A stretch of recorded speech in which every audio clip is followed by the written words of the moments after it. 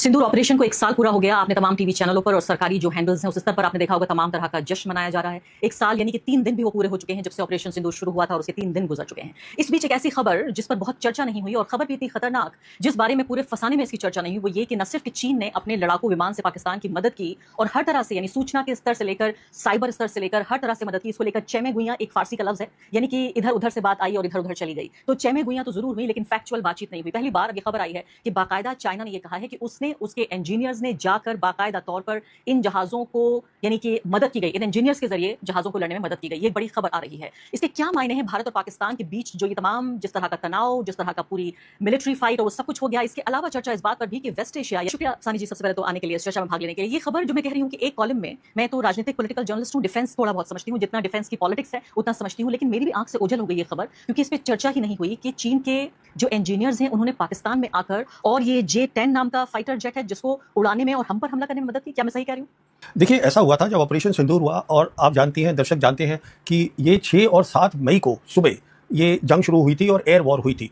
और उसमें हम ये भी जानते हैं कि पाकिस्तान ने अपने J-10 हवाई जहाज उनको इस्तेमाल किया था। अब J-10 जो है वो चाइना का हवाई जहाज है, चेंगडू है जो उनकी एविएशन कंपनी बनाती है। अब ये खबर आई है कि चेंगडू के जो इंजीनियर्स थे, जो रिसर्च करते थे इसके ऊपर J-10 पे, कहने का मतलब है जिनको हर चीज़ J-10 के बारे में पता है, वो लोग फिजिकली वहाँ पर मौजूद थे 6 और 7 की रात को जब ये जंग हो रही थी। तो वो वहाँ क्या कर रहे थे, ये एक बहुत बड़ी बात है। बहुत बड़ी बात इसलिए है कि अभी तक हम ये समझ रहे थे कि जो चाइनीज़ है वो हथियार दे रहे हैं, J-10 दे दिया, PL-15 मिसाइल दे दी और उन्होंने ट्रेनिंग एक साथ कर ली, वो सब हम बात समझ रहे थे। पर अब ये खबर आ गई है कि वो वहाँ पे मौजूद थे। तो उसमें 2 बातें हैं, बहुत खास हैं। पहली बात ये है कि जो फाइटर होता है, जो उनके जो एयरफोर्स के, पाकिस्तान एयरफोर्स के जो पायलट्स हैं, वो बहुत उनमें तजुर्बा है, ट्रेनिंग करी है, अच्छे हैं। तो वो जो थे अपने J-10 को उड़ाने में फोकस कर रहे थे। जो ये इंजीनियर्स थे वो ये फोकस कर रहे थे उनके उड़ने से पहले कि उसकी ठीक मेंटेनेंस है, क्योंकि अभी रिपोर्ट आ रही है उस समय वहाँ पर जो टेम्परेचर था वो 50 डिग्री सेंटीग्रेड था जब J-10 के रडार बंद थे। वो इसलिए बंद रखे थे, अगर वो ऑन करते तो जो इंडियन के जो पायलट्स थे और फाइटर्स थे उनको पता चल जाता कि हाँ, ये दुश्मन का हवाई जहाज यहाँ आ गया है, हम कैच कर लेते सिग्नल। जी हाँ। तो वो उन्होंने बंद कर दिए और उन्होंने क्या किया, उसके ऊपर और पीछे एक और एयरक्राफ्ट रखा जिसको हम बोलते हैं AEWC, मतलब एयरबॉर्न अर्ली वार्निंग, उसका हो सकता है। तो SDR की बहुत अहमियत होती है, उसको मेंटेन करना, उसको ठीक प्लग इन करना और चलने से पहले और उसके बाद उसका जब मिशन कंप्यूटर पे आया, जो कि डेटा दूसरे जहाज ने दिया था, उसके बेसिस पे इन्होंने PL-15 को बटन दबाया और छोड़ दी और वो सीधा जाके टारगेट पे लग गया। टारगेट पे लगा। मैं टारगेट की बात, तो फिर ये इंजीनियर कैसे चीन से पाकिस्तान आ गए और सारी तैयारियां हो गई? ये तो लग रहा है कि हफ्ते भर की, 10 दिन की तैयारी है। नहीं, हफ्ते 10 दिन की नहीं है, ये कई सालों की तैयारी है। ये 5 अगस्त 2019 में जब हमने जम्मू कश्मीर से 370 हटाया था, उसी समय से, शायद मैंने आपके शो पे पहले भी कहा है कि चाइनीज लीडर खुलेआम बोलते थे कि हम पाकिस्तान की टेरिटोरियल इंटीग्रिटी, सॉवरेनिटी को हम सपोर्ट करेंगे। तब से बोल रहे थे और इनकी एक्सरसाइजेज दोनों एयरफोर्स की वो एडवांस हो गई बहुत। तो ये तब से काम चल रहा है, ये अचानक नहीं हुआ है। उसके बाद जब 22 अप्रैल को पहलगाम हुआ है तो वो काफ़ी टाइम था, उसमें अंदर इनके इंजीनियर यहाँ आ गए होंगे। बालाकोट में हमने पहली बार 2019 में हमने एयरफोर्स का इस्तेमाल करा था, तो पाकिस्तानी उसके लिए उनको उम्मीद नहीं थी। इस बार तो वो तैयार बैठे थे। जो सैटेलाइट्स थे चाइना के, वो उन्होंने उनको वो भी बताया कि हमारे कहाँ का एयरक्राफ्ट है। वो तो सिर्फ इसलिए बैठे थे कि हम एक बार अपनी मिसाइल छोड़ें और वो मिसाइल पाकिस्तान की एयर स्पेस को अंदर चली जाए तो वो हमला करेंगे।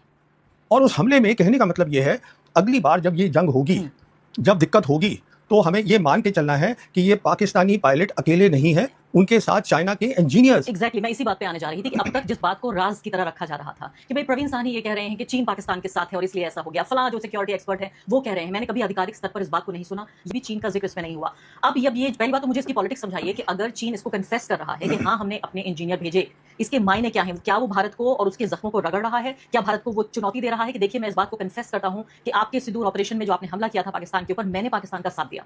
देखिए, चीन बेसिकली हमें ये बताने की कोशिश कर रहा है कि लड़ाई जो है नहीं करो पाकिस्तान के साथ, लड़ाई की साउथ एशिया में जरूरत नहीं है, मैं पाकिस्तान के साथ खड़ा हूं, ये हमें कह रहा है। कोई हमें चुनौती नहीं दे रहा है। लेकिन हमने तो ये कह दिया कि अगर एक बार और कोई टेरर एक्ट हुआ so it will be an act of war, यानी कि अगर पाकिस्तान की तरफ से कोई और आतंकवादी गतिविधि होती है तो हमें युद्ध करना होगा। तो हमें इसलिए अब सोचना है, हमने जो कह दिया है, जो प्रधानमंत्री ने खुद कहा कि एक न्यू नॉर्मल बन गया है, जिसमें कि act of terror will be act of war. और हम डिस्टिंक्शन आता, हिंदुस्तान पाकिस्तान की जो लड़ाई होती थी वहां पर एक लाइन होती थी जो हम बोलते थे कॉन्टैक्ट लाइन। इस तरफ हमारी फौज है, उस तरफ उनकी फौज है, लड़ाई यहाँ से शुरू होती थी, जैसे हमारी लाइन ऑफ कंट्रोल है, वो लड़ाई वहां से शुरू हुई और फिर हमारा प्लान है, हम इधर गए, उनका प्लान है वो इधर गए, एयरफोर्स उनको सपोर्ट कर रहा है। अब तो वो लड़ाई नहीं है, क्योंकि हमने क्या देखा इस बार कि आप जो है मिसाइल्स और ड्रोन्स आप कहीं भी फेंक सकते हैं, डेप्थ में फेंक सकते हैं, जो हमने भी फेंकी, उन्होंने भी फेंकी। इसका मतलब है ये वो कॉन्टैक्ट लाइन, रियर, साइड, ये वो बैटलफील्ड का पूरी बैटलफील्ड एक हो गई है।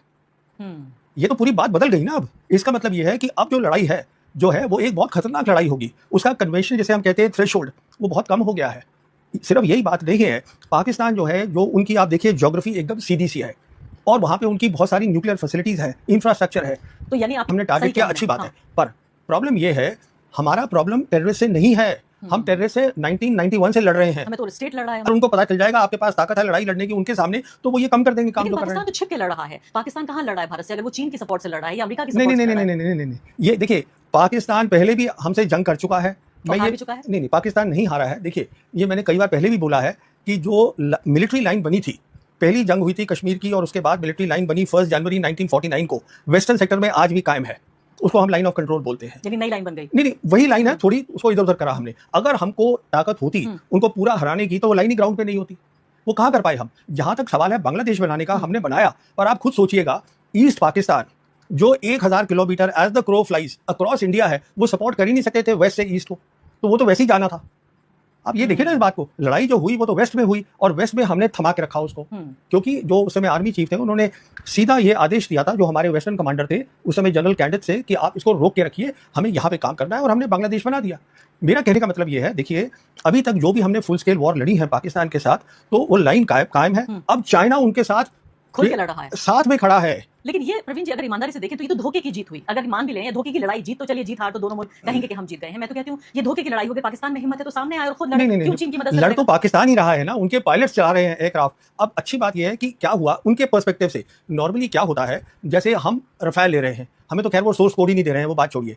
तो हमारे जैसे रफाल होंगे, अपने नए हथियार को लगाना है, हमें उनको बुलाना पड़ेगा कि भाई आके कर दो, वो हमें बता ही नहीं रहे। नहीं तो क्या इस बात पे अभी कोई क्लैरिटी है कि हमारे रफाल जहाज गिराए गए या नहीं?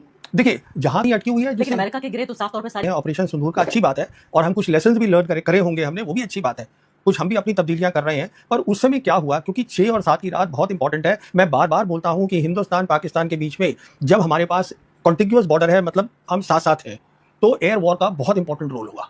अगर उनकी एयर वॉर में हमने देखा, उन्होंने बालाकोट में भी अच्छा किया 2019 में एयर वॉर में, वो दिन के टाइम आए थे अगर आपको याद होगा, 5 साल बाद। तो अब फिर वो अच्छा कर रहे हैं। और इस बार तो आप J-10 लेकर आइएगा, और उसके बाद पाकिस्तानी इंजीनियर जो हैं वो ट्रेनिंग करके आते हैं और यहाँ आते हैं।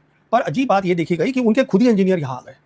तो मतलब और हम जिनसे जहाज ले रहे हैं फ्रांस से, ना वो हमारे साथ राजनीतिक तौर पर साथ हैं, और आप कह रहे हैं वो तो कोड भी नहीं दे रहे हैं। देखिए न्यूज़ जो आ रही है, हमें ये कभी पता नहीं चलेगा कि सिंदूर में आखिर हुआ क्या था। हमें ये कभी पता नहीं चलेगा कि हमारे रफाल जहाज गिराए गए या नहीं गिराए गए। मुझे याद है द वायर ने एक स्टोरी की थी और उसमें CNN की स्टोरी को सिर्फ कोट किया था कि 1 या 3 या जितने भी रफाल जहाज गिरा दिए गए, और इसको लेकर फ्रांस में तो इन्वेस्टिगेशन हो रहा है कि रफाल गिराया कैसे जा सकता है, क्योंकि उनके जो पूरा ब्रांडिंग जो उन्होंने रफाल के इर्द गिर्द की है, उन्हें बहुत भारी नुकसान पहुंचा है। तो इस पर तो वायर की वेबसाइट एक दिन के लिए बंद कर दी गई थी। आप कह रहे हैं मीडिया को बोलना चाहिए? नहीं, वो तो मेरी वेबसाइट भी बंद हुई थी उसी दिन, क्योंकि रफाल का जो रहस्य है वो शायद जब अगली सरकार कभी आएगी तो तभी खुलेगा। अभी तो खुलने वाला है नहीं, तो वो तो बात खत्म हो गई। मैं एक बार सोचती हूँ इसी की राजनीति के लिए कि जैसे मान लेते हैं एक बार अगर मोदी जी या हमारे रक्षा मंत्री ये कह दें कि भाई हम जंग कर रहे थे, जंग में हमने उनका 3 गुना नुकसान किया, लेकिन 1 गुना नुकसान हमारा भी हुआ, इसमें क्या बदल जाएगा? नहीं, ये तो सरकार जवाब देगी ना। आप, मैं क्या बता सकता हूँ इसके बारे में? आप डिफेंस के अलावा डिफेंस की पॉलिटिक्स को भी समझते होंगे? नहीं, देखिए ये मैं तो पॉलिटिक्स तो मैं ये समझता हूँ कि इंडियन एयरफोर्स को काउंटर टेरर ऑपरेशन पे इस्तेमाल करना ही नहीं चाहिए था। ये है सीधी सी बात, क्योंकि इंडियन एयरफोर्स जो है वो हमारी सबसे एलीट सर्विस है। हमने उसको 2019 में इस्तेमाल किया। एयरफोर्स की कमजोरियां बताई उनको कि हमारा जो इलेक्ट्रॉनिक वॉरफेयर है, जो जैमिंग होता है, वो उनका बेहतर देखा गया हमारे से। फिर इसमें कुछ कमजोरियां निकली हैं जो जिसका मैं जिक्र नहीं करना चाहता हूँ। जब खबर बाहर नहीं आती है तो आपको कैसे पता लगता है ये सब? किस चीज? जब ये खबरें बाहर, जब मीडिया छापती नहीं, वो देखिए वो ऐसा होता है कि एक तजुर्बा भी होता है। आप देख लेते हैं। हाँ, तो एक तजुर्बा है मेरा भी। मैं भी फौज को 1977 से देख रहा हूँ, तो बहुत एयरपोर्ट में जाके और बाकी जगहों पर जाके अगर कराची के पास करना है तो कैसे कर लेगा भारत? वही मैं आपसे कह रहा हूँ ना कि आप जो है फैसलाबाद नहीं, देखिए आप पहले वहाँ पख्तूनख्वा वहाँ पहुंच गए 2019 में, खैबर पख्तूनख्वा में, वहाँ आपने मारा बालाकोट में। अभी आप पंजाब में चले गए, 2 जगह वहाँ मारा। तो कहने का मतलब ये है, उसके मारने के बजाय आप खुल के जंगी कर लीजिए। और बाकायदा यहाँ हमारे पर हमला हुआ। कहाँ हमला हुआ? कहाँ मतलब हम पे कहाँ? मतलब ये वो J-10 जो है, अब वो J-10 ने हमारे रफाल्स गिराए ना। वो J-10 ने एक मिसाइल है जो PL-15 है, जिसमें ये बताया गया है कि 143 किलोमीटर पे, इसको हम बोलते हैं BVR, बियॉन्ड विजुअल रेंज। जैसे आप और हम बैठे हैं, हम आप उधर की पायलट है, मैं इधर का पायलट हूँ, हम दोनों मतलब एक दूसरे को नहीं देख रहे हैं, हम कोई 100 किलोमीटर पीछे हैं, और उसके बाद भी मैंने अपना रडार बंद करा हुआ है। टारगेट मुझे कहीं और से मिल रहा है कि आप यहाँ बैठे हैं, वो टारगेट मैं लेके वहां से मिसाइल छोड़ रहा हूँ। और वो एक्यूरेट जाके लग रही है। तो अब मैं लब्बे लुबाब आपकी इस पूरी बातचीत का मेरी नजर में ये है कि अगर हमने ये कह तो दिया हमारे प्रधानमंत्री ने कि अगर अब जो भी आतंकवादी घटना होगी उस पर हम युद्ध करेंगे, वो एक्ट ऑफ वॉर, यानी वो माना जाएगा कि आपने युद्ध का डिक्लेरेशन कर दिया है, वॉर का डिक्लेरेशन। तो एक तो पहली बात ये रही, तो हमें युद्ध करना होगा। लेकिन आप कह रहे हैं कि अगर आतंकवादी कैंप पे हम हमला करना चाहते हैं तो हमें एयरफोर्स को इस्तेमाल नहीं करना चाहिए, हमें आर्मी को इस्तेमाल करना चाहिए। तीसरी महत्वपूर्ण बात आप ये कह रहे हैं कि ये सीधे तौर पर ये बात खुलकर सामने आ गई है, साबित हो चुकी है आधिकारिक रूप से कि सिंदूर में न सिर्फ पाकिस्तान हमसे लड़ा बल्कि पूरी ताकत के साथ, फिजिकल पावर के साथ चाइना प्लस पाकिस्तान से भारत लड़ा और इसलिए भारत को नुकसान हुआ। मैं जो आपकी पहली दो बातें हैं उसको मैं थोड़ा ठीक करना चाहूंगा। पहली बात तो मैं ये बताना चाहूंगा कि आर्मी को भी आपको काउंटर टेरर ऑपरेशन दूसरी तरफ करने की जरूरत नहीं है। जो हमने 2016 में बोला, हमने सर्जिकल स्ट्राइक कर दी। अगर साहब आपको लड़ना है तो हम पहले भी करते थे, हम जिसको हम रेड बोलते हैं, हम उनकी पोस्ट पे जाके अटैक करते थे, वो हमारी पोस्ट पे अटैक करते थे।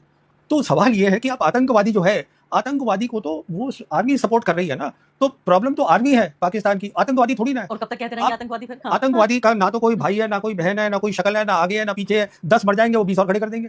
लड़ाई तो उनके साथ लड़नी है ना भाई।